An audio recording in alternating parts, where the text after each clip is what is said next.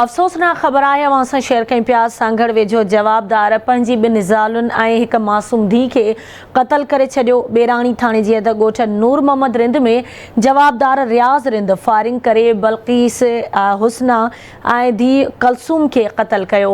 अफ़सोसनाक वाक़ियो पेश आयो आहे। सांगड़ वेझो जवाबदार पंहिंजी ॿिनि ज़ालुनि ऐं मासूम धीउ खे क़तल करे छॾियो। बेराणी थाणे जी हद ॻोठ नूर मोहम्मद रिंद में जवाबदार रियाज़ रिंद फायरिंग करे बल्कीस हुस्ना ऐं धीउ कलसूम खे क़तल कयो। हिकु भेरो ॿीहर अव्हां खे आगाह कयूं पिया। अफ़सोसनाक ख़बर आहे। सांगड़ वेझो जवाबदार पंहिंजी ॿिनि ज़ालुनि ऐं हिक मासूम धीउ खे क़तल करे छॾियो आहे।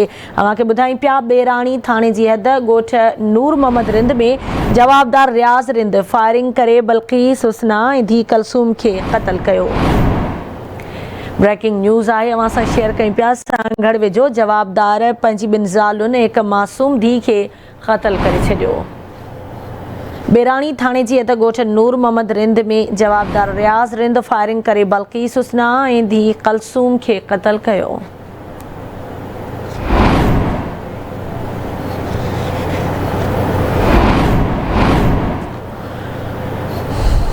तफ़सील मालूम कंदासीं। सांगड़ मां आवाज़ जो रिपोर्टर एडी कुंभर असां सां लाइन ते मौजूद आहे।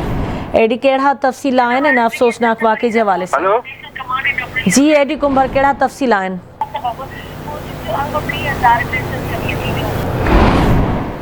एडी आवाज़ अचे पियो, कहिड़ा तफ़सील आहिनि? सांगड़ वेझो जवाबदार पंहिंजी ॿिनि ज़ालुनि हिक मासूम धीउ खे क़तल कयो आहे।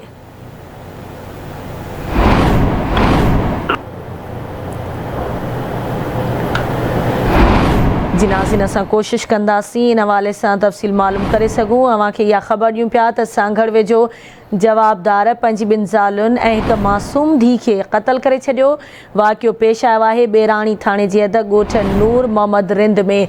तफ़सील मालूम कंदासीं। सांगड़ मां आवाज़ जो रिपोर्टर एडी कुंभर असां सां लाइन ते मौजूद आहे। एडी कहिड़ा तफ़सील आहिनि अफ़सोसनाक वाक़े जे हवाले सां? थाणे जी हद ॻोठ नूर मोहम्मद रिंद में पेश आयो आहे, जिते मुड़ुस जेको आहे सो ॿिनि ज़ालुनि ऐं मासूम 3 सालनि जी धीउ आहे उनखे फायरिंग करे क़तल करे छॾियो आहे।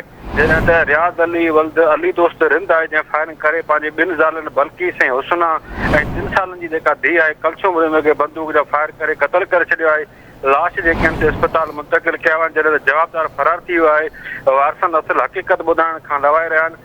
जॾहिं त पुलिस जेको आहे सो इतला ते पहुती आहे। लाश पोस्टमार्टम जे लाइ टंडवा अस्पताल मुंतक़िल कया विया आहिनि, जितां ज़रूरी कार्रवाई वारसनि हवाले कया वेंदा। जी ठीकु आहे, तव्हांजी महिरबानी एडी तफ़सील खां आगाह करण जे लाइ।